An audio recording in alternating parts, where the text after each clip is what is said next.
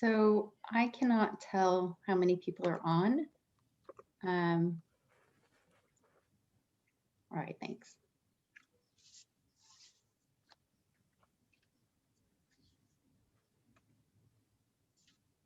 Got 93. Okay, I'll wait till we get up to say 150 and then we'll start. Maybe I'll just wait a couple more minutes. Yeah.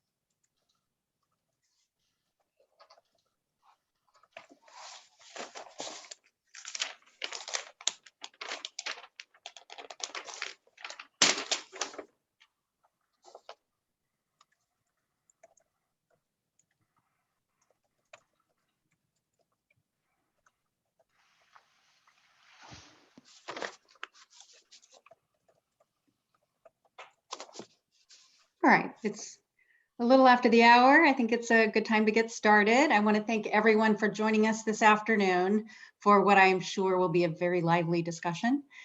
I'm Michelle Roux. I'm the chair of CKA, and we're very happy to bring this event to you in collaboration with Cal-APABA. Shout out to Charles Jung for suggesting that collaboration, and welcome to all of you Cal-APABA members. We have already had one in this series, and the first was to set the table on diversity, equity, and inclusion, and why that is important for the Asian community. And having done that, we're now moving to the model minority myth, which we view as kind of the starting point of some of the deep-seated and simmering attitudes towards Asians today. And we are fortunate to have Jerry Kong of UCLA here to moderate a session. I am just not going to say much more than that, except that I know Jerry is so in control of these issues. He's obviously an expert on implicit bias and at risk of playing to the stereotype. I've been looking forward to this as a college lecture that I've missed for a very long time. And I hope that you all enjoy it as well. I'm sure it'll be very thought-provoking. Jerry, take it away. Thank you. Thank you so much, Michelle. I'm delighted to be here. Hopefully it's not going to be as boring as a college lecture, even though you have 3 collegiate or professional school faculty here with you. My name is Jerry Kong. I'm a distinguished professor of law at UCLA. I'm also a distinguished professor of Asian American Studies, among other things, and a member of CKA. And I'm delighted to act as kind of your moderator and interlocutor of these 2 esteemed guests, whom I will introduce in a moment. So thank you for taking the time. I know there are lots of things that are going on in the personal lives as well as professionally. Thank you for showing up. It matters, and I suspect that it'll be an incredibly interesting conversation. So we're here to talk about the model minority myth, and you might ask why now? And the answer is in some ways obvious. America is going through a racial reckoning, and Korean Americans are part of America, and so we too must go through that racial reckoning. Whether it is, again, the murder of innocent Black Americans by police officers through mistake or through grotesque acts of violence, whether it's insurrection, whether it's growing hate crimes that Asian Americans, including Korean Americans, are directly facing. We know that race matters in American society and how we fit in to the hierarchy, to the dialogue, to the conversation matters a great deal. Whether it's hate crimes, whether it's affirmative action, the theme of Asian Americans being a monolithic model minority plays an important role in how we understand where Asians fit, where Koreans fit. And our challenge today is just to be super smart about things. And I feel very lucky that we have super smart people here to engage that conversation. So we have 2 panelists who are going to lead, who are going to basically sort of start us off into this really interesting conversation. First, we have Sumi Cho. She is a retired professor of law from DePaul University College of Law. You can read her bio on the sign-up sheet. She's talented spirited. She is tenacious. She is not shy about staking out views, regardless of whether they might be politically correct in any particular context. And I've had the great fortune of working with her from very early on in my career, including on matters of affirmative action. We wrote a piece together called Beyond Self-Interest, which tried to triangulate where Asian Americans fit in the affirmative action conversation back in like 1995, 1996, when California was about to get rid of race consciousness in admissions and employment. And I'm delighted to have Sumi here with us. The other person who needs no introduction, in part because Taegu has been hit up over and over again by CKA for his intellectual insights and research. Taegu Lee is the George Johnson Professor of Law and Political Science at the University of California, Berkeley. He's written like way too many books, but he is someone who knows a lot about Asian American political participation, and he wrote a book with that title in 2011, as well as specifically he's done work on Korean Americans and where they fit in. And so he has a wealth of knowledge and a sophistication that comes from both thinking about it as a political scientist, but also as someone who's around lawyers all the time. For better and worse. Okay, so these are the two guests, and this is the way that this will unfold. We're going to do it in 4 acts. It's not a 3-act play, it will be a 4-act play. And the title of each of the acts will be something like the following. Act number 1, the origin story, like from whence does model minority come? The origin story. Act number 2, I'm going to call maybe the accuracy objection. Like, yeah, you complain about the model minority stuff, but isn't it kind of true? Why are you denying the stuff that's kind of true? And what does that mean? Act number 3, consequences. Again, themes and memes have consequences. Gordon Allport, who's a psychologist, wrote in 1954, violence is always an outgrowth of milder states of mind. I'm thinking about that just because of hate crimes, but the truth is there are always consequences from even subtle themes like a put up that we're good at math or that we're model minority. And fourth and finally, the 4th act will be, what are we going to do about it? What are we going to do about it? And I'll ask within each act for one or the other to start off. The other person will actually add, and then I'll add some questions along the way. And so it should be an interesting conversation, roughly 15 minutes for each of the acts. Okay, final thing, how do you participate? You should have a Q&A button.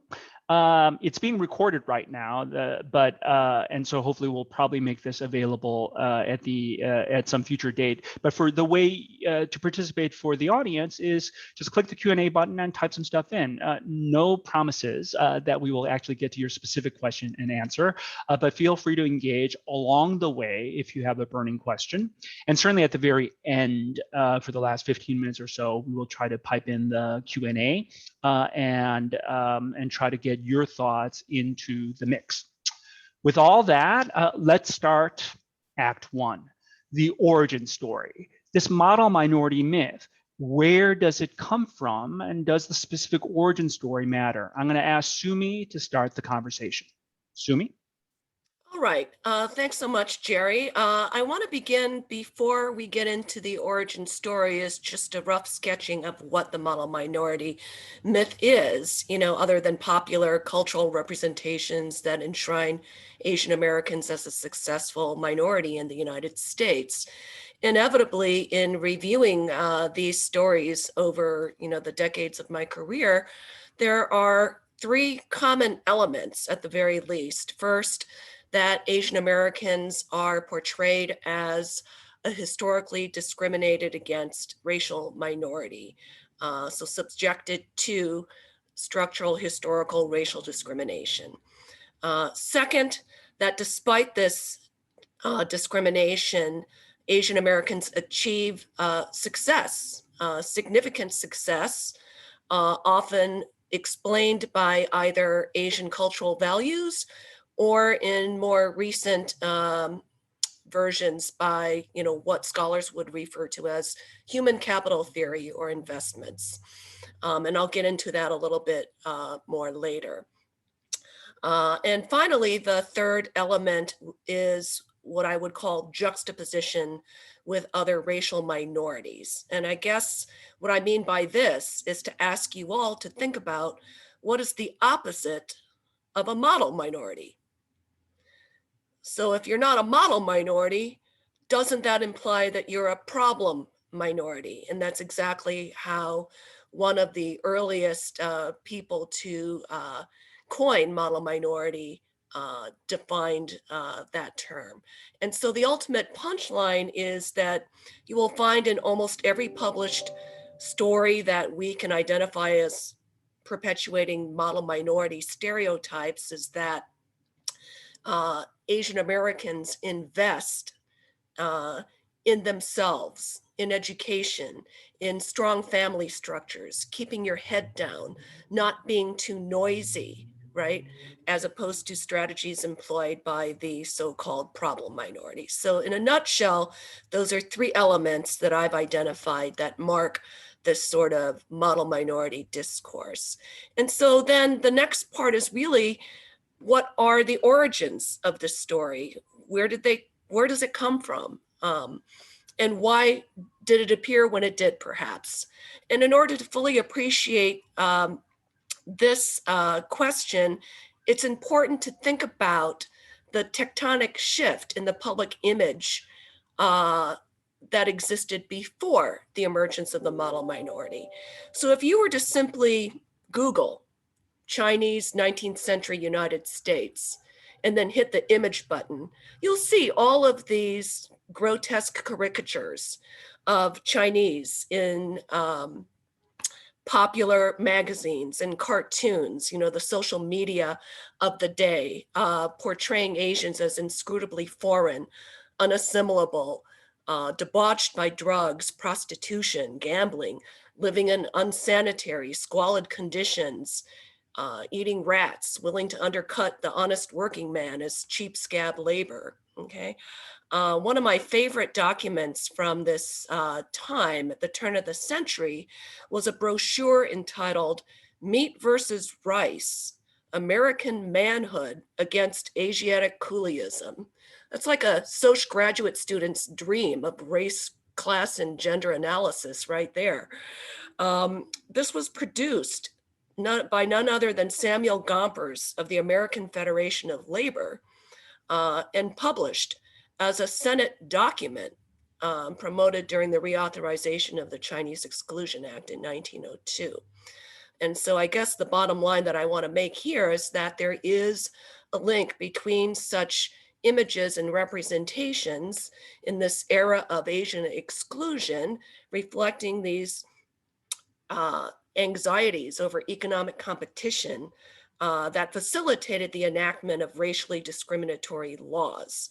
The brochure was also including a cartoon that depicted these anxieties very graphically, entitled The American Gulliver and Chinese Lilliputians. So if you Google either American Gulliver or Chinese Lilliputians, you'll see this image: shall the last spike be driven?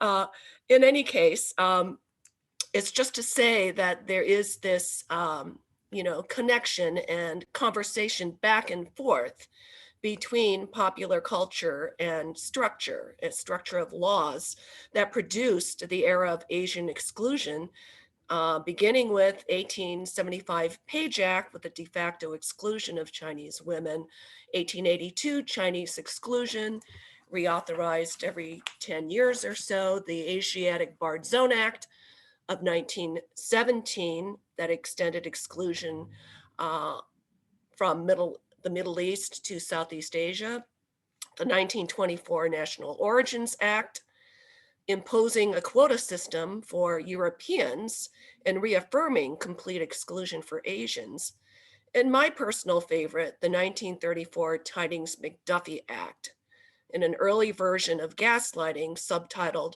the Philippine Independence Act, which was necessary since under US colonialism at the time, Filipinos were legally considered wards, neither citizen nor alien. So in order to bring them within Asian exclusion, they had to be freed in order to be subject to all of these exclusionary laws. So that's the old stereotype. So then why does it change? When does it change? And how? And this is what we begin to see in the mid 20th century.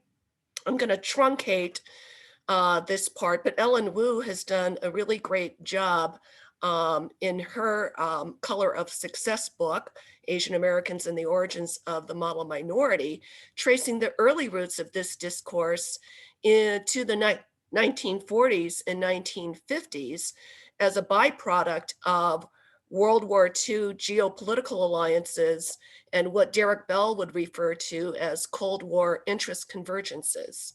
That there were necessary arrangements in trying to prop up a new, more positive image to reflect these alliances, as well as elite actors in the State Department and US political economy to be able to portray the success of overseas Chinese and other Asians at a time when they were vying to lead the free world, so to speak. But the real inflection point was the 1960s. The model minority imagery begins to take off. And this is after the passage of the 1964 Civil Rights Act, the 1965 Voting Rights Act, the 1965 Immigration and Nationality Act, and at the height of the civil rights movement and the challenge to white supremacy. This is when, beginning in January of 1966, you see sociologist William Peterson, who used to teach at UC Berkeley, write a number of articles for popular media, cementing Asian Americans as a model minority in the racial imaginary. He first does for New York Times Magazine Success Story, Japanese American Style, extolling Japanese cultural values, their deep respect for authority, family ties, respect for education, hard work, and that they can fall back on their culture and history when times are tough, unlike Black Americans, he says. He follows that up then at the end of the year in US News and World Report, focusing on Chinese Americans in Success Story of One Minority in the United States.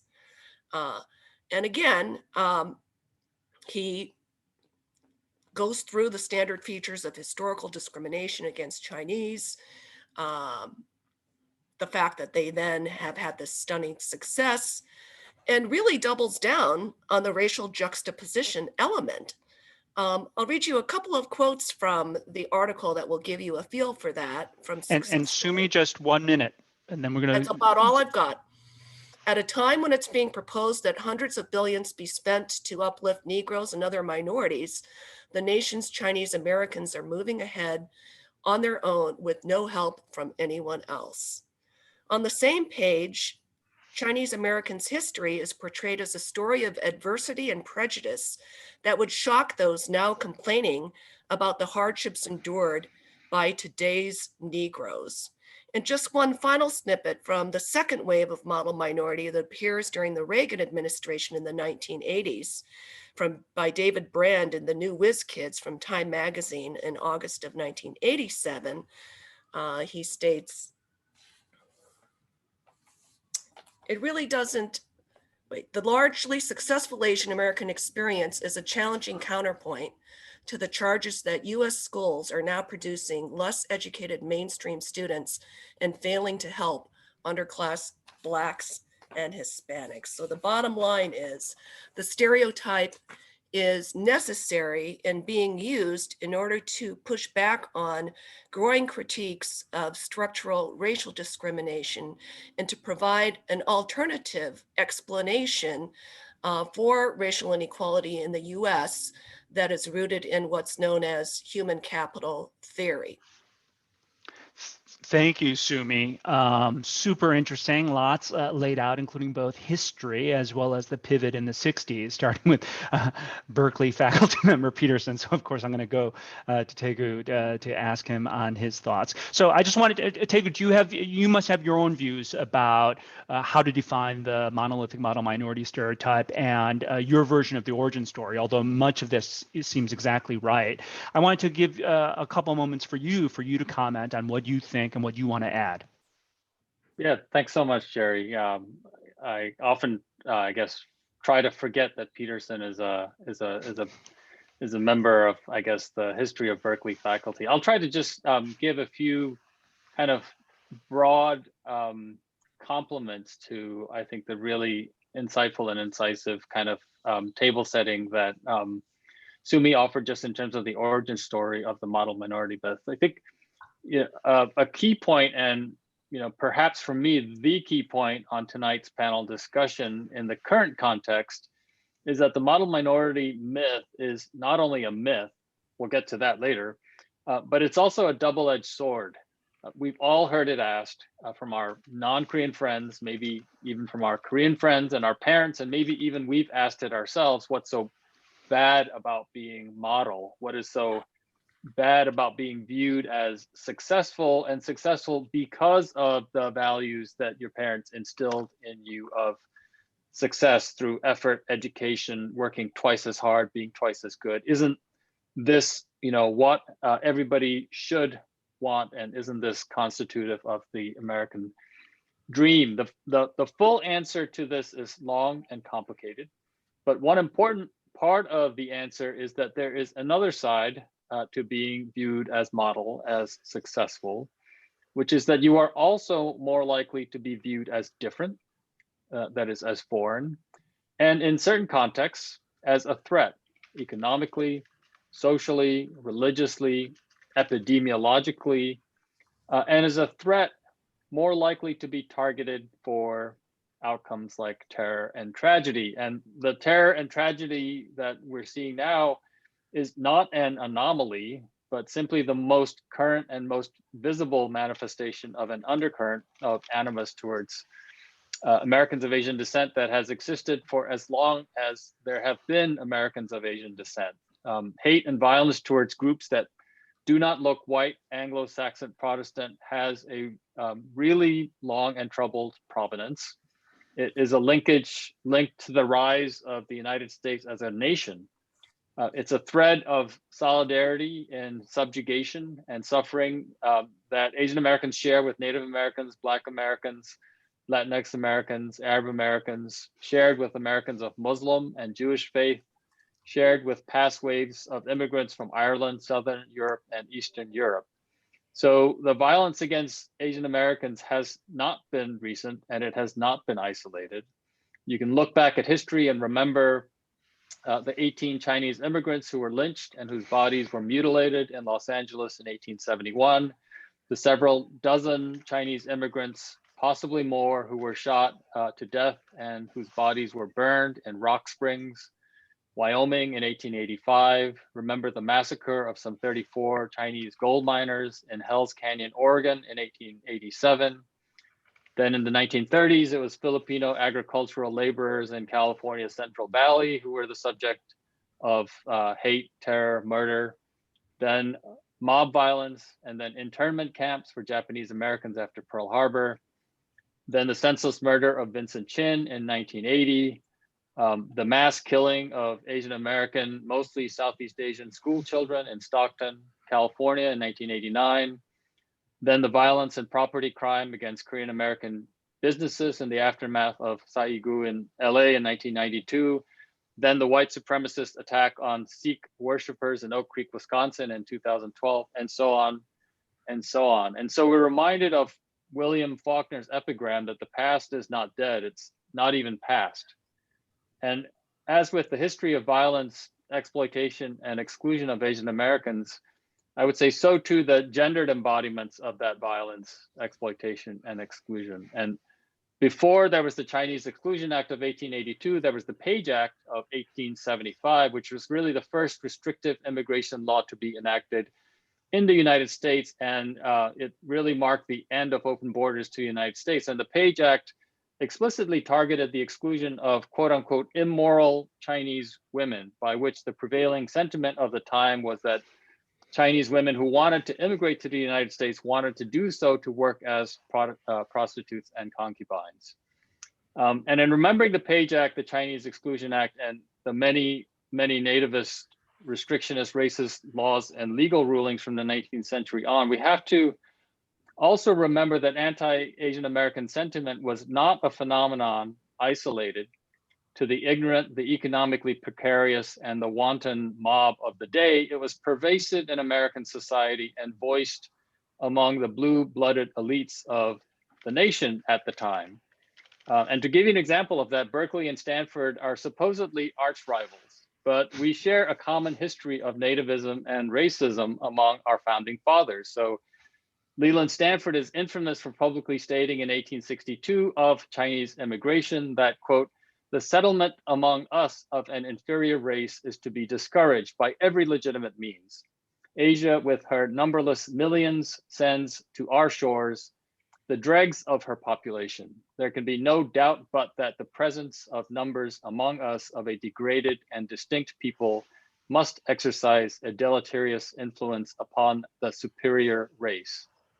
And Berkeley is named after the Irish philosopher George Berkeley, who in his brief time in the United States owned a plantation in Rhode Island and was a slave owner. And then there is John Bolt, the erstwhile namesake of Berkeley Law School, who in 1877 opined that, quote, the Caucasian and Mongolian races are non-assimilating races. The Chinaman, excites in us, or at least most of us, an unconscious repulsion, which it seems to me must ever prevent any intimate association or miscegenation of the races. In all respects, the Chinese differ from us more than any known race. So I'll just conclude by noting that, you know, the prejudices, hate, and violence against Asian Americans today is not a phenomenon isolated to the uneducated, to the person on the street looking to scapegoat somebody for COVID or for losing their home or their job. And importantly, unlike what representations of high-profile incidents of anti-Asian violence might lead you to conclude, it is not a phenomenon isolated to the heartlessness of faces at the bottom of the well, marginalized, alienated, angry young Black men, menacing, marginalized, isolated, and vulnerable older Asian women and men. The origins of today's violence, just like the sources of violence past, is also ignited and stoked up by the words and deeds of those in the highest positions of power in America. Common sense tells us clearly that having a former president who regularly and publicly associates COVID-19 with disparagements like Chinese virus and the Kung flu can't but invite racial scapegoating and legitimize anti-Asian violence. Okay, thank you, Tegu. I mean, so incredibly thoughtful comments, and I'm going to stay consistent with, again, just the theme of Act 1, understanding what the model minority myth is and its origin story. Here's one topic that I wanted to get some of your thoughts on. If I hear you right, there was a time that if you look at history, and maybe it's not ancient history, but if you look at history, most people will be shocked at the amount of anti-Asian stereotyping, prejudice, hysteria that happened starting from 1875 all the way down, not only from people at the bottom of any socioeconomic status ladder, but at the very top, Supreme Court justices, senators, people who start fancy colleges and universities. And that's a history that we should be reminded of. What I'm trying to understand better is how that can actually be at the same time reconciled with what happened again in the 50s and 60s. I get sometimes people call it a conspiracy story that, again, the lining up of geopolitics, including whom we had to fight in World War II and who was our ally, altered the way we actually envisioned certain Asian ethnicities. And I get the structural story, but I guess here's my question. How can we right now simultaneously have in our minds two very different stereotypes? We can view the Asian as submissive, almost bug-like elderly creatures to crush, or we could view them as super conniving, like military threats, whether they come from China or Japan. How can they be both so weak and barely, almost like bugs? That's how hate crimes happen. And at the same time, these super minds, right, in different ways. So I want to hear a little bit more the simultaneity of these opposites, whether it's, again, Charlie Chan versus Fu Manchu or Dragon Lady and Lotus Blossom. There is this kind of weird duality that we often have, like model minority, almost like pets. Oh, aren't they cute? They're always in the library. And also like these incredible existential threats to US supremacy. Share with me, how is that possible? If I said there's no way you can hold both ideas in your head at the same time, and yet you seem to be claiming that both ideas do circulate, help us understand that simultaneity of opposites. So Sumi, do you have any thoughts on that? Well, I really like your question, Jerry. Thanks for asking that and posing it in that very nuanced way. And although these two sets of representations appear to be opposites in a way, I would argue that there are many more continuities in the following way, is that if we take Gramsci seriously and think about a cultural superstructure of sorts that exists. That's so fancy, Sumi. Okay. Break it down for I us. can get down and dirty with you Okay. too. Don't worry. Hold on. I think that what is similar then and now is that the images and the representations and the stereotypes fit the work that needs to be done at the time that is materially rooted. So we've got economic competition in the 19th century, conflicts between white labor. You can go back to Alexander Saxton's work on the indispensable enemy that illustrated this, and you see the corresponding images. And so those two are very compatible. And in the same way, we have the model minority emerging at a time of profound change, not only in the United States, but in the world, in the era of decolonization in the wake of World War II, in which a war against fascism was fought. And yet, there are still colonies, European and US colonies around the world. So you've got this clamoring for independence and sovereignty and autonomy throughout the world.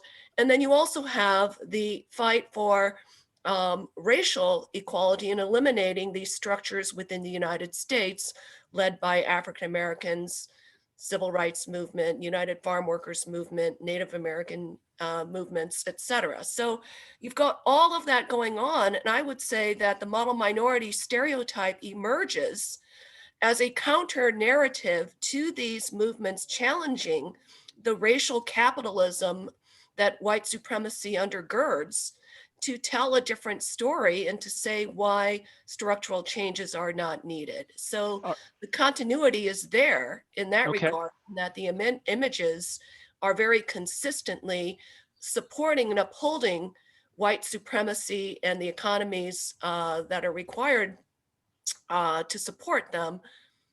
So Sumi, hey Tegu, Sumi sees actually a continuous through line, saying like the content of the category Asian American switches and is differentially highlighted as a function of the needs of some, again, paradigm, whether it be economic, military, or political.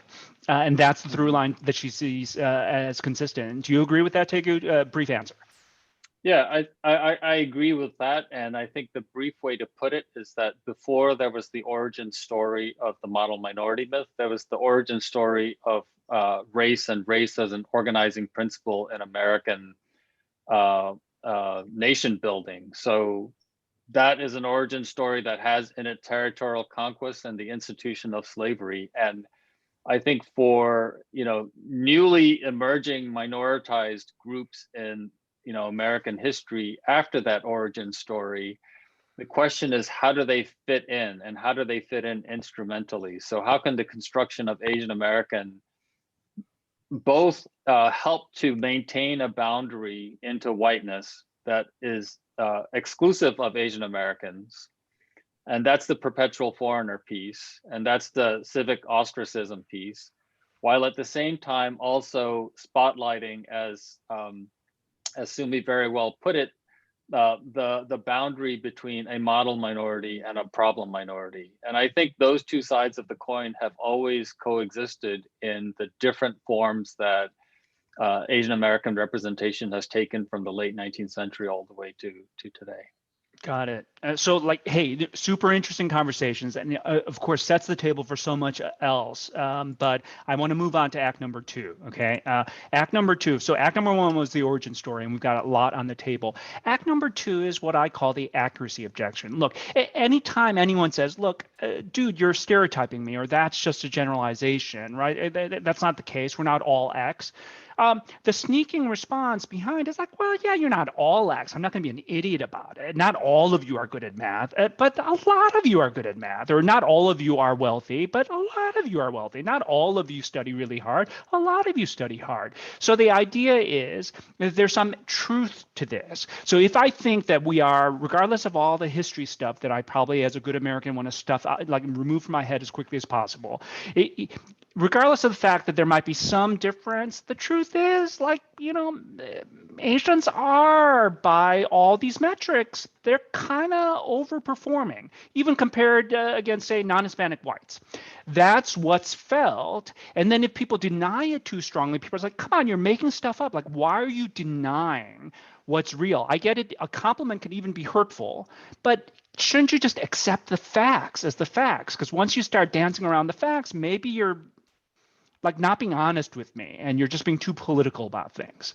And so I want you to put on kind of like your social scientist hat without completely deconstructing the epistemologies of knowledge and say, like, as a social scientist, you got to describe some facts. Aren't the facts telling us that there's some accuracy to the model minority myth? What do you say? So Tegu, start with that. Yeah, so Jerry, what you're highlighting is the fact that there are really two questions to unpack here. The first one is the one that we've all rehearsed in some form or another, which is what's so bad about being a model minority? But baked into that question is the second common question that I think we've all confronted in some form or another, which is, what myth? Isn't it simply a reality that Asian Americans are hugely successful?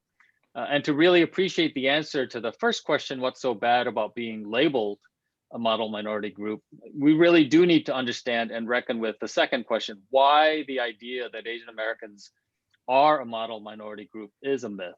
It is a stereotype. So let's get after that question. There's several keys to understanding what is mythical about the idea of Asian Americans as a model minority group. First is to acknowledge why so many Americans, including so many Asian Americans, think this. And that is a story about average outcomes coupled to easily accessible anecdotes of success. For example, the average educational attainment of Asian Americans, the average yearly income for Asian American households. But beneath the story of means and medians, however, is the reality of variances, the diversity and heterogeneity of experiences that are masked when we just look at central tendencies. And here there are two key kinds of variations I want to highlight. One is the variation between groups. So between group variation, for example, would be to compare Korean Americans to South Asians to Southeast Asians. And then there is within group variation, which would be to compare well-off Korean Americans to less well-off Korean Americans. And unless we understand the full complexity of these two kinds of variations, we won't fully understand why it is a myth. If you're sufficiently woke to spend your Tuesday evening joining a panel titled The Model Minority Myth, most of what I'll say in terms of facts and statistics may not be new to you, but I think this is such an important point that it bears repetition and reinforcement. So I'm going to get a little bit wonky with some numbers here for a couple of minutes. The basic story of averages is this. Asian Americans appear to be, by far, the most successful of the major racial groups in the United States. That's inclusive of white Americans. In terms of education, for example, in 2015, over half, 51% of Asian Americans aged 25 and older had achieved a bachelor's degree or higher, whereas for Americans as a whole, that figure was below a third, 31%. For whites, it was 34%. Then in terms of median household income, again, in 2015 numbers, the figure for Asian Americans was $74,000 a year, while for Americans as a whole, it was $56,000 a year in median household income, and for whites, it was just under $60,000. Given that 2/3 of the nation's Asian American population is immigrant first generation, these are, unquestionably remarkably high numbers. And this story of averages affirms and legitimates the popular belief that the United States today is a remarkable land of opportunity where immigrants, no matter their origin, their language, their faith, their means, can achieve the American dream through the right values and through the will to succeed. So what does disaggregating these data about how well Asian Americans are doing tell us about the lie beneath this facial story of a model minority? So let's look at education and income again. In terms of educational attainment, you have on the high end Indians and Taiwanese Americans with roughly 3 out of 4 at a bachelor's degree of higher or higher. But at the low end of the educational attainment, you also have Southeast Asian groups like Laotian Americans, Hmong Americans, and Cambodian Americans, where only about 1 in 6 have a college degree or higher, far lower than national averages and lower than the average even for other racial minority groups. In terms of median household income, again, if you break down Asian Americans by subgroup, Indians are again at the top of the subgroup averages at over $100,000 a year, followed by Filipino Americans and Taiwanese Americans at around $80,000 a year. But by comparison, there are also Asian American subgroups like Cambodians, Laotians, Bangladeshis, and Hmong Americans who are at median household incomes well below the national average. And then in terms of wealth, there's a 2014 Duke New School UCLA report that found that in the LA area, median net worth for Asian American subgroups ranged from Japanese Americans at almost $600,000 at the high end among the 6 largest Asian American subgroups to only $23,000 for Korean Americans at the low end. These are facts and figures for between group variation within the Asian American community that reminds us that not all Asian Americans are doing well in the United States. And I've just illustrated the point with education and income and wealth, but the same points can be made by looking at other indicia like poverty rates, labor force participation, healthcare coverage, and so on.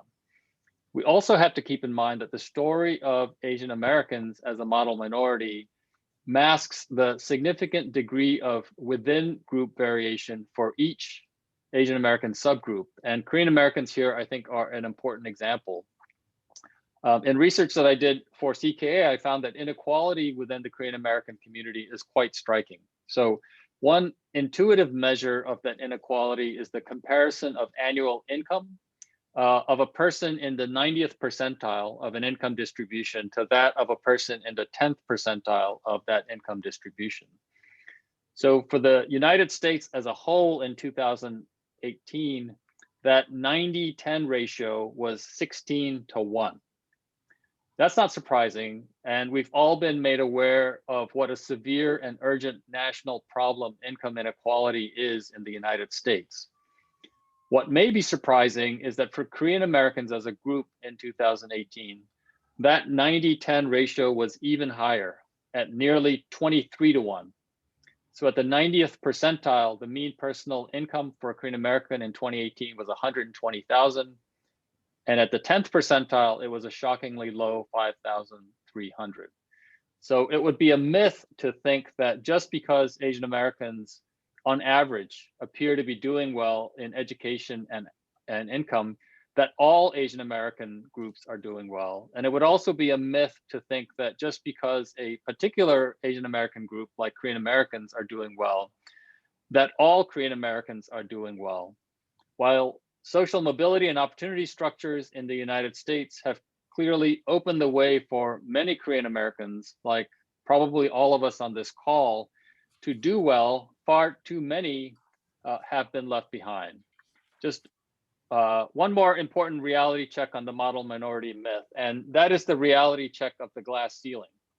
While we can all easily conjure names of Korean Americans who have, achieved, the peaks of their particular professions, like David Chang, Margaret Cho, Chloe Kim, Jim Young Kim, Min Jin Lee, Gideon Yu, countless others.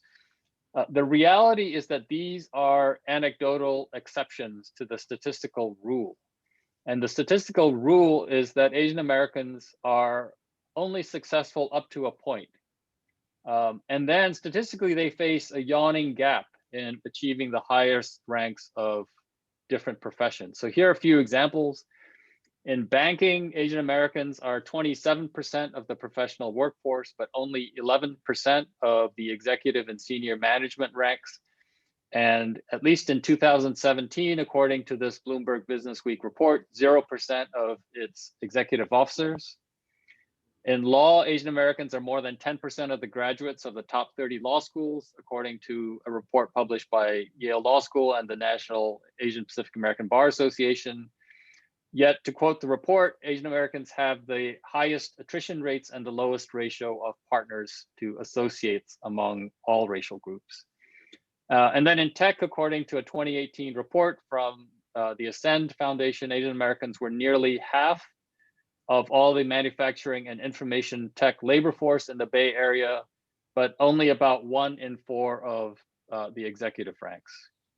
I'll close on just one last data point, this one specific to Korean Americans, which is that the above average levels of educational attainment for Korean Americans are not commensurate with the above average levels of income they earn. So both are above average. But what I mean by this is that while Korean Americans' rate of attaining a college degree or higher is nearly 80% higher than the national average, their median household income is only 16% higher. And a deeper dive into the data shows that at every level of educational outcome, GED, some college, college degree, postgraduate education, the mean incomes for Korean Americans at that educational level is lower than the mean incomes for all Americans at those educational levels. So the mean personal income for all Americans with a college degree in 2018 was $60,000. For Korean Americans, it was $48,000. So if you think of the model minority as a story of phenomenal successes through hard work and high educational attainment, you now need to consider that even though Korean Americans are much likelier to get a college education, that certification, that training is not going to get you as far in terms of resources and material comforts. So that's a major data dump that I just put us all through. So I just want to recap to the question, what myth? I hope that I've made clear that while some Asian Americans are clearly hugely successful, and while Asian Americans on average appear to be doing well, not all Asian American groups are doing well. Not everyone within a specific Asian American group like Korean Americans is doing well. And Asian Americans even today bump up against a hard ceiling on the ladder of success. In the US labor market, it seems Asian Americans are valued as high-skilled laborers, but less valued as managers, executives, and leaders of high-skilled professions. Thank you. Wow. So if nothing else, this emphasizes the power and the value of numeracy. And so whether it is from Stats 101, distinguishing central tendencies from spreads, or just, controlling for what, right? Yeah, it might be that you get paid more, but if you control for actual human capital investment, you actually get paid less. The power of a regression controlling for things. Those are powerful. Powerful observations. So I think Taegu does an extraordinarily good job saying, yeah, on the one hand, yes, but oftentimes generalizations can obfuscate as much as they explain, and I think that's important. Sumi, you must have some comments and ideas. Like one thing I hope you can add in kind of your reaction to or addition to this are maybe some of the selection stories, right? So what I mean by that is if it turns out that Asian Americans in their first generation have on average higher household income, is there a selection story on who comes here and how that drives some of that, so that we could contextualize the deltas, the differences, and understand again from whence these differences, even gross differences, actually come. But give us your thoughts and reactions, Sumi.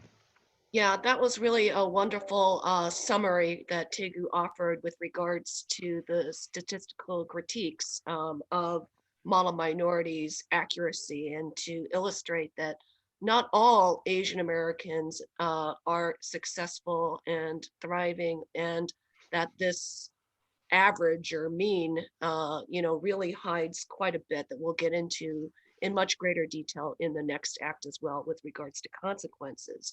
But to your specific point, Jerry, I think the other thing, because I just remember, back in the day in the early years of the UC Berkeley Ethnic Studies PhD program, we would rehearse all of these kind of statistical criticisms of model minority myth and how many workers per family. And, you could just recite them and you got very good at it. And I think that's absolutely important. But on some level, I think some people still hear that and say, yeah, okay, but yet you guys, I'd still love for my group to have your average. What are you complaining about, right? So we'll emphasize more of the pitfalls of that in the next segment. But the other answer, in addition, that I'd like to add is the hyperselectivity issue. And that is to say that the data is sort of rigged, from the outset. This is the sort of, quip about, if sometimes it I forgot how it goes. So, so the thing about being born on third base, right? And you think you hit a triple, right? And in a way, the story of modern Asian immigration post-exclusion captures some of this, right? So that when in the exclusion era, it was not all, but predominantly laborers immigrating to the United States, combined with a lot of exclusion from primary labor markets, right? Post 65, with the fall of the racial bar to immigration and naturalization, you begin to see a much more diverse set of categories of immigrants from Asia coming with higher levels of education, higher incomes, more capital, right? And this is well captured by our historians like Erica Lee and a whole host of others, right? So if you just think about what was the shift, if we used to have a quota system that said only 105 Chinese can come in a year or whatever, what did it move to? Well, it moved to, under the 1965 Immigration Nationality Act, a preference system that had about 7 categories, many of which emphasized family ties and relatives, so that the act is sometimes referred to as the Brother and Sister Act.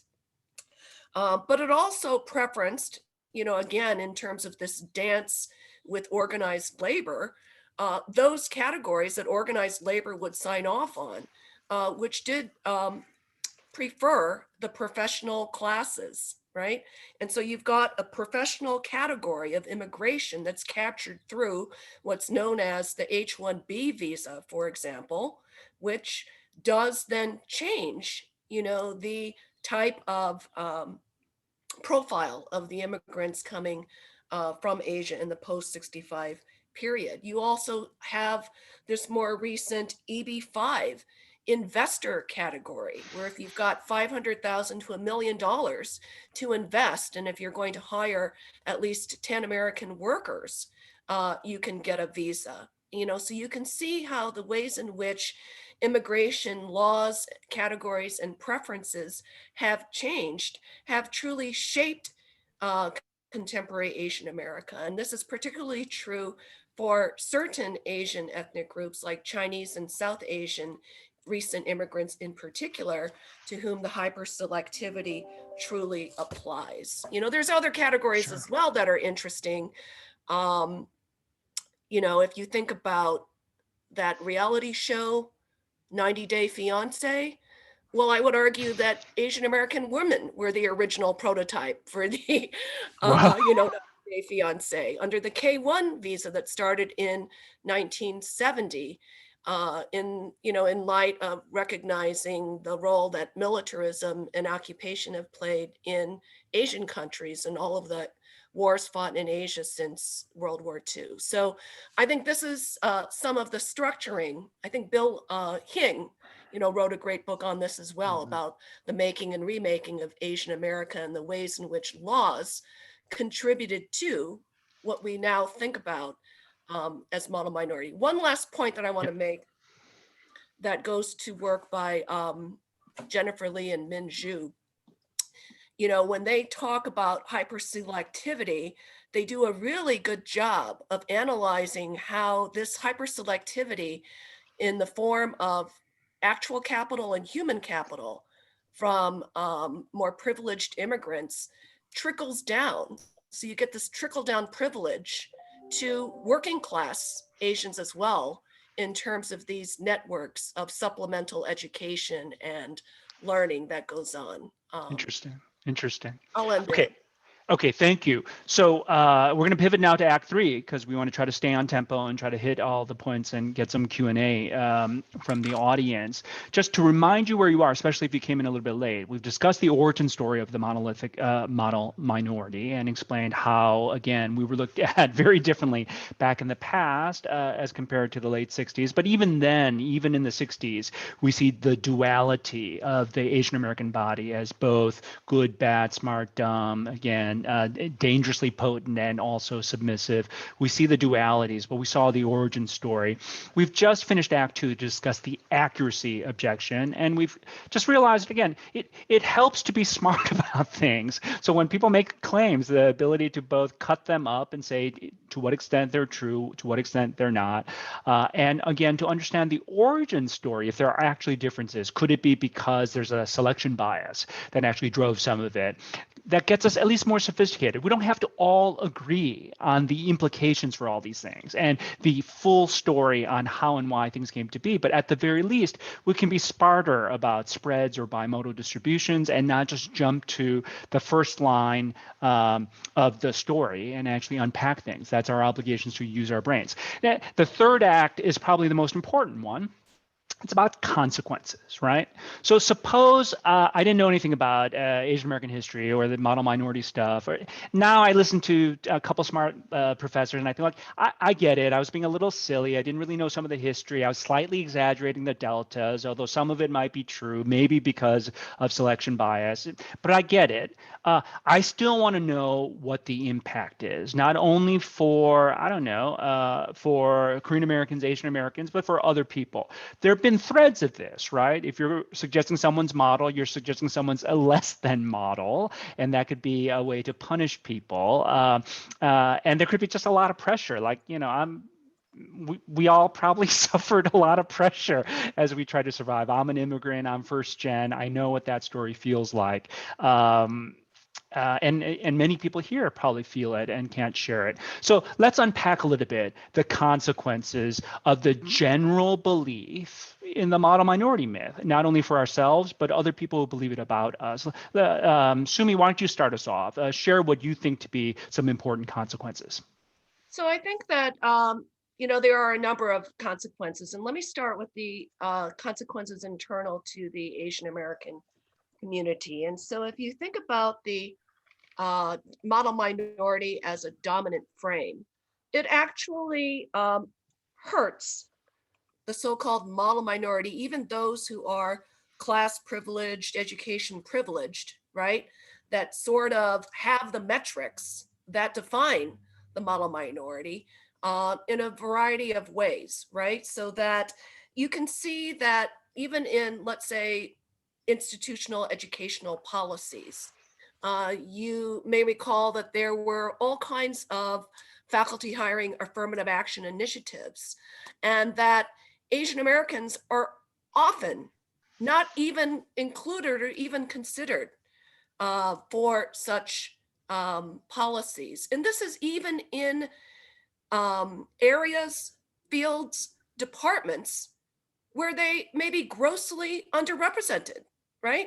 In humanities, in various social science fields. In the law in the mid 90s when we started. Oh, of course. How could I forget? And so you've got that problem, is that this dominant frame invisibilizes discrimination against Asian Americans who appear to be performing the model minority. I think attorneys can easily speak to this, right? If you look at the NALP forms, as many of us did when we were in law school, and you would see, oh, here's, you know, the 1,000 attorneys at this huge law firm and the 3 associates and the 0 partners of Asian descent, And yet I don't think that there was any, thinking that there was a problem, when it came to diversity programs. And sadly, how much has that really changed? So I recall when we had a campaign in Chicago when the city council was considering changing its affirmative action policy for contractors and fearing that it would be struck by the courts. So their solution was to cut out Asian Americans in order to hopefully survive legal scrutiny without doing any sort of underlying research or consultation. And so a number in the community organized, and we had to create all these reports. And one thing that stuck with me that I was even ignorant of, that I'm embarrassed to admit now, was the finding that Korean Americans in Chicago are the poorest ethnic/racial group in the area, right? And we also have, as we know, highest rates of self-employment in the census. And that may appear like a success story, but it also hides a lot of difficulties and self-exploitation of family members and long hours, et cetera. So I think that there are those issues. So first and foremost, hides discrimination against those who are even perceived as model minorities. Of course, hides discrimination and totally invisibilizes all of the Asian Americans who don't meet the model minority profile. And I think this is where and why the Atlanta spa shootings had such traction, because for so many, it was this kind of hidden category of people, right? That folks didn't think about or know were there suffering this type of violence, where you're targeted not only because of your race and your profession and your gender and your class, as a working class person, but because that story, if it weren't a mass shooting, normally would have never seen the light of day. It's so poignant, I think, for so many of us, because we know that the media would not have picked up on it because it does not fit our racial or gendered common sense for that type of story to run in the United States. So that's another problem. So it hurts those perceived to be the model minority. It hurts those who fall outside of that frame and experience sexism, harassment, homophobia, LGBT, trans discrimination, right? It creates serious mental health problems, especially among our youth, and the type of burdens that imposes on our college-age students for not living up to all of the hype. And it also, as we all know, creates all kinds of serious consequences for external communities. And I spoke earlier about part of the work of the model minority is to create this racial alibi for why the United States is such a great country and is working perfectly and requires no adjustment. The model minority myth, of course, for those who are identified as problem minorities pitted against Asian Americans, right, are then told that, why should we do anything for you? Look how well, this group is doing over here. So it really does hurt race relations. It creates resentment, racial resentment, makes it more difficult for coalitional and solidarity work. And I would argue, besides these internal and external issues overall, it promotes anti-Asian violence, right? Because the common thread from the old story to the new story is it taps resentments, it taps fears, it feeds this anxiety over competition of various sorts. And so, that is always bubbling right under the surface, the fostering of racial resentment as a result of the model minority. So that's just a few thoughts to get us started. Well, that's a lot of difficult stuff. The internal, external category move helps us understand in what ways it might help hurt both internally to our communities and again, the tensions amongst our communities. Tegu, what do you think? What are the consequences that are important to you about the perpetuation of this generalization that we are the model minority? Yeah, I mean, I'll try to be really brief because I do want to be mindful of time and trying to bring the audience into this conversation. Even as my wife actually just slid a note next to me in big bold letters saying, "Tell us why we should care." And I think, look, I think it matters at least in these two kind of key senses. Demythologizing this account of Asian Americans as a model minority matters for how we understand what is happening to us individually and to us as a group. And it matters to make sure that next time, when there is a next time, and there will be a next time where there is an outburst of hate crimes and racial violence against Asian Americans, we should not be so surprised, but instead we should be prepared. To give an example of that, again, in the world that I live in, which is a lot of numbers about what is happening to Asian Americans, there's a 2012 Pew survey of Asian Americans where they asked, to what degree do you think Asian Americans are, in fact, more successful than other racial and ethnic minority groups, which is a way of asking Asian Americans themselves to the degree to which they actually believe in the model minority myth. And a majority of Asian Americans said, yeah, I think Asian Americans actually are kind of model in the sense of being, more successful. But at the same time, in that same survey, Pew also asked, to what extent do you think discrimination against Asian Americans is a major problem? And a significant percentage of Asian Americans, about 20%, said, I think discrimination is a major problem. And more importantly, a much higher percentage of Korean Americans who, even when you do the disaggregation, Korean Americans are often considered to be one of the Asian American subgroups that is on the higher end of the achievement scale. A significantly higher percentage of Asian Americans said, Korean Americans said, yeah, I think discrimination against Asian Americans is a major problem. And then when you get to surveys that ask Asian Americans if they've personally experienced discrimination or microaggressions, in terms of major discrimination events, like not getting hired, not getting promoted, not getting housing, not getting fair treatment when you go into a store or a restaurant, 1 out of 3 Korean Americans said, yeah, that's happened to me in the last year. In terms of microaggressions, like being assumed to not be a native English speaker, being assumed to not be creative, being assumed to be really good, in STEM, having your name mispronounced, a whole range of things.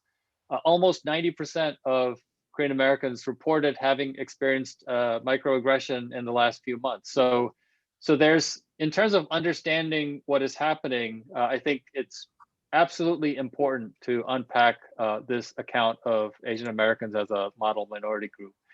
The second aspect in which I think it's really important is I think it also really matters for how we think about how we build and rebuild a future as Korean Americans, as Asian Americans, and as Americans. I think one of the most powerful points that Ta-Nehisi Coates makes in his essay, The Case for Reparations, is that reparations is not an issue about African Americans. Reparations is an issue about America and about the country that we think we are and about the country that we might be if we were honest about our past and about our present. So I think the consequences of what we've discussed in terms of the origin story, in terms of the accuracy of the model minority myth, is just a more honest look at the Asian American experience. And I think that means acknowledging that structural racism exists in America and that Asian Americans are embodied in the way structural racism operates, where,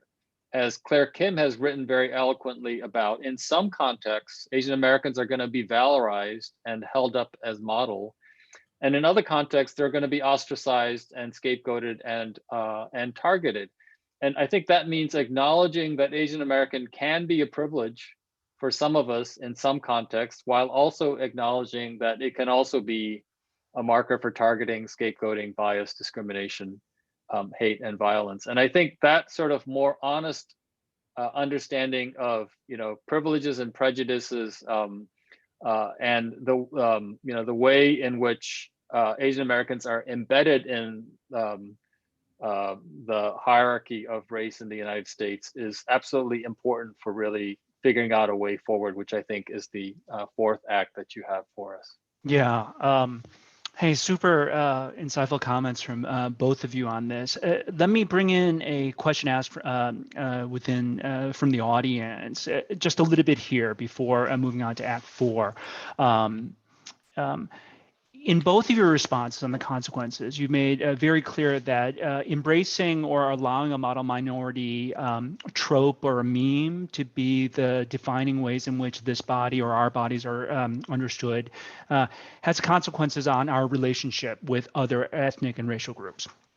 So oftentimes the way I describe it is that we could either be honorary white folks or people of color. And, Hosea Chang in the Q&A asks, hey, are Asian Americans people of color? If yes, where do we fit in? If not, isn't that problematic given all the stuff that's going on in terms of the underlying violence and injustice against folks of color, and where do we stand?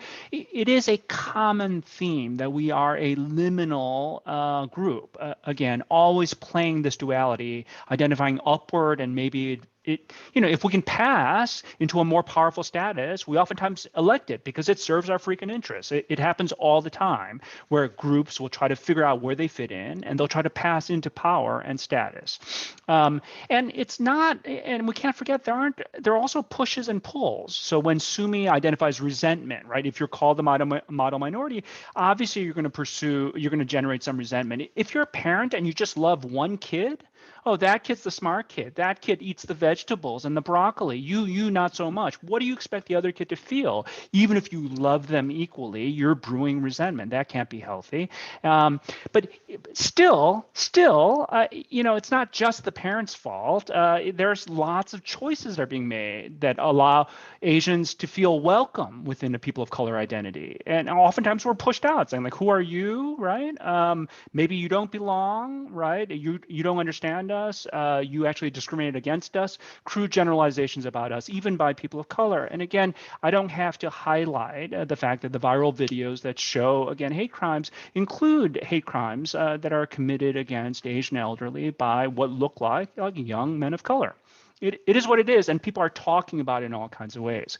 So I'm just trying to understand a little bit more about what the model minority characterization actually means for our identification as, say, people of color, right? If you embrace one, if you don't challenge the model minority myth, does that mean that you can't embrace Asian Americans as people of color?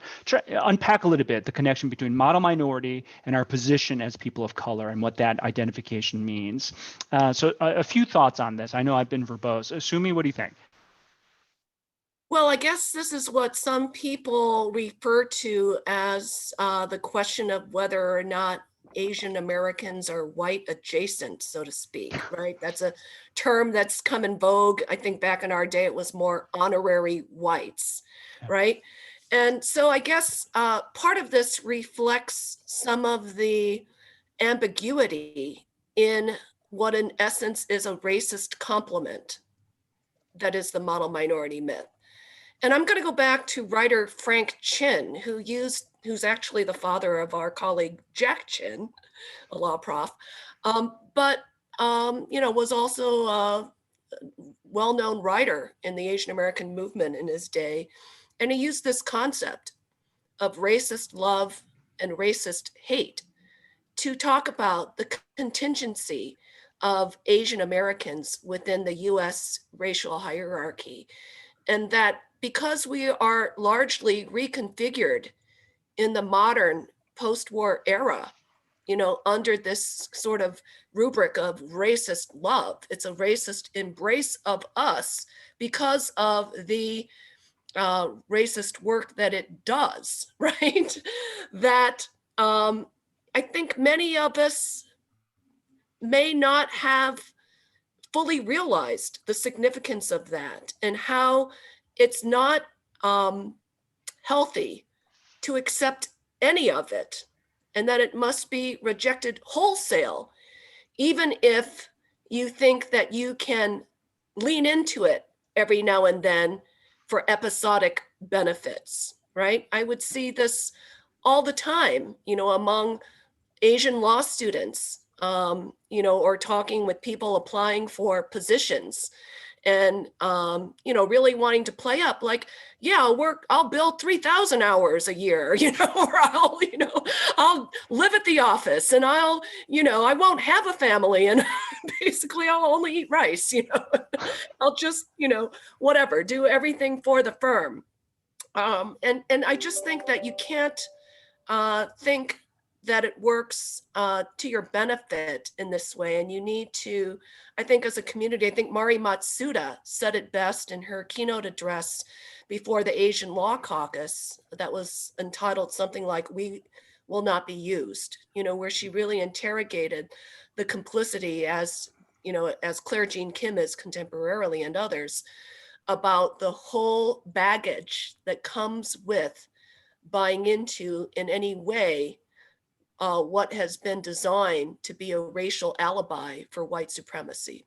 So, so Sumi responds powerfully, and again, it's not only that we will not be used by others, but it's almost, she reminds us about the danger of, I guess, self-exploitation, which is the opposite of what people would currently call self-care. So that is important. It's hard for us sometimes to talk about as we try to hustle to survive, but I think that those are powerful points. Tegu, what are your thoughts about, again, can I embrace, again, some features of the model minority and still identify as a person of color, or you think like, nah, you gotta pick one? My first thought is that this is twice now that Sumi has preempted specific things that I was going to say, first in relation to the work that Jennifer Lee and Minjo have done, and now in relation to Mari Matsuda's "We Will Not Be Used." So I'm keeping tabs, Sumi. Look, I think I think in terms of what the questioner asks, to me, I think it's important to keep in mind that when Asian Americans, identify as a community of color and identify themselves as a person of color, it's in relation to how race operates as sort of an organizing principle, how it operates as a structure and an ecology, which really has as its referent, I think, white privilege. And I think in that sense, if there's a solidarity out of ways in which you are excluded and marginalized in that ecology of white privilege, there's sort of a shared history and a basis for solidarity there. But that's not the only kind of ways in which groups in the United States, might be marginalized or excluded. So if I think about two others, so one is in terms of economic inequality and labor exploitation. I think if you think in class terms, then I think it's not quite right to think of the positionality of Asian Americans in that same way as this liminal in between, whites at the top and blacks at the bottom. But we occupy a different kind of space in the American economy. Or if you think about America in its imperialist foreign policy terms, I think on that dimension, I think Asian Americans occupy yet a different kind of embodiment that is not captured by thinking of ourselves as people of color or a community of color. So I think it's a very specific referent that shares a solidarity with where different groups are vis-a-vis white privilege, and it's meaningful that way. But it's not the only part of what it means to be Asian American and the only way in which we might define ourselves in relation to, I guess, various structures and various ecologies in the United States. Yeah, that's a very academic answer. Yeah, guilty as charged. We're all academics. I feel the challenge at the very, but another way to maybe articulate some of that is just to recognize. self-mythology, right? Lionizing oneself, being clueless. Like, are you just clueless is, I think, the question I often ask. Like, do you know what's going on, what the deal is? You're educated, so like figure stuff out. And when you start figuring stuff out, including like history and psychology and economics and politics, you realize the self-serving stories we sometimes tell ourselves about ourselves and about others, doesn't really hold water. And then you realize that there are reasons why things are so. And part of our jobs is not to be clueless. And again, then I co-sign the affirmative statement that Mari Matsuda emphasized.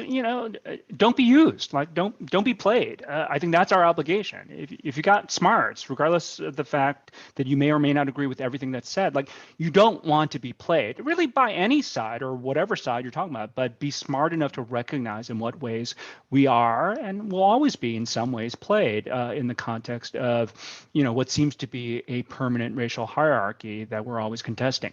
Okay, now I'm being mindful that we have 8 minutes left. Which means, and I'm going to give 2 minutes to close out. And so at the very least, let's do the following. I know that we have Act 4, but it really is what can we do about it? And so I want you to think about just like one thing that you think is a really powerful takeaway to actually leave to your audience. But to prime the pump, I'm just going to throw some things out there that come from questions. And it doesn't mean that we're going to be able to answer all of them, but it might be something that you could weave artfully into your answers. So for example, one of the things that we might do is try to challenge the stereotypes that exist about us. Charlotte Coe, a member of CK, asked, like, hey, how can we shake the foreigner stereotype when the truth is we've been here for multiple generations, second, third, fourth generation folks, born here, right? How do we shake a stereotype that just doesn't seem to go, including being foreigners or being unfair competitors? Any views on how to actually shake those stereotypes? I guess another way to think about it is, if there's one thing, and this is based on a couple questions that I see, there's one thing you could sort of suggest that Asian Americans or Korean Americans say to folks who give them the compliment, "Oh, you're the model minority." Like, what's the right way to respond to that? Without like stiff arming them and just screaming at them for being this or that. But what's the kind way to explain why that really doesn't work? And you can say the same thing about talking to folks of color who view us as white folks, right? Who are just as discriminatory, who are bought into the system, who don't really care about any stuff. If that profoundly mischaracterizes us, how do we start the communication with other folks of color saying, like, no, that's not who I am. Here's why. There are a few things, and there are lots of other things we can talk about. There are a few things that I wanted to just put out there to prime the pump. But given the time, I want each of you to tell us at least one thing, maybe two things that we can do in response to the model minority myth. So it's going to be Tegu and Sumi, and then we'll have to close it out. Great, thanks. I think my one thing is to really try to highlight the third element, which is often obscured, that makes up the model minority myth. So I think the model minority myth is a myth made of three elements: the illusion of success by dint of three kind of secret ingredients, which are getting educated, working hard, and then the third one, the one that I think is less often noticed, is keeping your head down, staying away from troublemaking. I think appreciating this third, less commonly discussed aspect of the model minority story is really important because it so clearly spotlights what we can and must do about it. And I would say what we are doing about it. So to the question, how do we shake stereotypes? I'm going to suggest that we're already starting to shake stereotypes by having, panels like this. So, I think what we are doing about it is to make more noise, to get more involved in good trouble. Namely, I think Korean Americans and Asian Americans need to engage deeply in community building. That means valuing political empowerment, voice, representation in the same way that we value educational attainment and economic success. That means putting our time, our money, our relationships, our sweat and toil into organizing, raising awareness, building coalitions, investing in institutions, the civil rights movement of the 1950s and 1960s for African Americans would not have happened without decades of founding Black colleges, Black churches, a Black press, founding advocacy organizations like the NAACP and the Urban League, and cultivating Black intelligentsia out of the Harlem Renaissance to write about, to research, to philosophize about authentically experienced, the authentic experience of Black America. And, that may sound like a very heavy lift, but I think that's what organizations like, Council of Korean Americans and Korean Americans for Political Action are doing now, as well as dozens and dozens of community-based organizations that serve and organize Korean Americans more locally. And, we're already seeing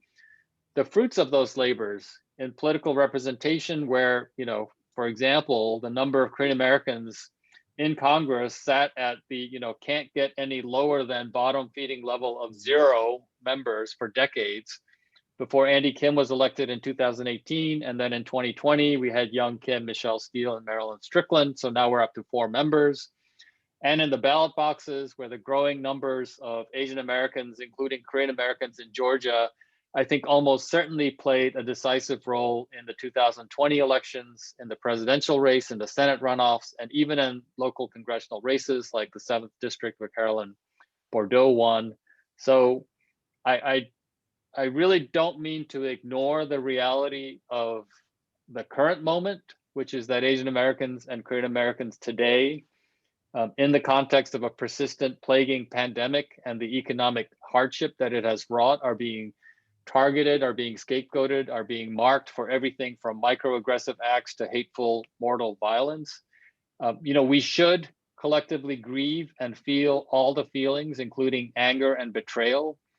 But then we should act and we should organize. We should tell our stories, share our experiences, build solidarity with other communities of color, and then share in the making of our own future. So I think that's the one thing we should do. Thank you, Taegu. Sumi, tell us one thing we can do, and then I know that Charles will close us out. Well, I would say that it's at the level of both ideology and practice. And let's say on the ideology part, adopt intersectional approaches, right? And that means looking to lift up the people who may exist in the least privileged positions in our community, who are often forgotten and excluded, even within our community. And so that's important to see the Korean American community and the Asian American community as a coalition of disparate groups and interests that need to be looked out for and brought together. Similarly, using critical race theory notions of solidarity and coalition building among groups of color, I would suggest try to do this organically, whether it's in your neighborhoods, workplaces, churches, to together challenge structural discrimination as well as microaggressions. And finally, the notions of opposing militarism and imperialism, legacies of colonialism that so many Asian immigrants share. I would love to say that now that Trump is out of office, that we're going to see a decrease in hate crimes, but I don't think that that's necessarily true in the continuity under the Biden administration with regards to demonizing China as an economic and unfair competitor. So I would say if we combine ideology and practice, that would be my suggestion. Thank you, Sumi. Extraordinary insights from both Taegu and Sumi. Fancy professors, but also people who know how to, keep things in some ways quite real about what we need to do. I think we've run out of time, so I'm going to hand the mic over to Charles Jung, who is here on behalf of Cal-APABA, who was a co-host of this, I think, extraordinary event. I can't believe people stuck on. Hundreds of folks have stuck on through an hour-and-a-half conversation on a Tuesday, woke or not woke. That's awesome. So Charles, please stick the landing and close us out. Well, I personally have to say that I really love the calls to action and I'll say that, I've been around this topic for several years, and Teku was my professor in grad school, but this has to be one of the best discussions of the model minority myth that I've heard or been a part of. So deep appreciation to all of you, and particularly to our talented professors, Jerry Kang, Sumi Cho, and Teku Lee. Really an amazing discussion. Deep gratitude to Michelle and Abe and Kevin and CKA for your partnership. And CKA encourages you to tune in for the next session, which will be on June 10th. Michelle will correct me if I'm wrong. That'll be at 7 p.m. Eastern, 4 o'clock Pacific. CKA is going to host the discussion with Dr. AJ Robinson, and it'll be on the topic of the relations between the Asian and Black communities in our country, and certainly a timely topic. There was a question in the chat as to whether this video will be made available, and it will be available both on the CKA and the Cal-APABA website. So thank you. And Michelle, is there anything else to add? All right. Thank you so much. Thanks all.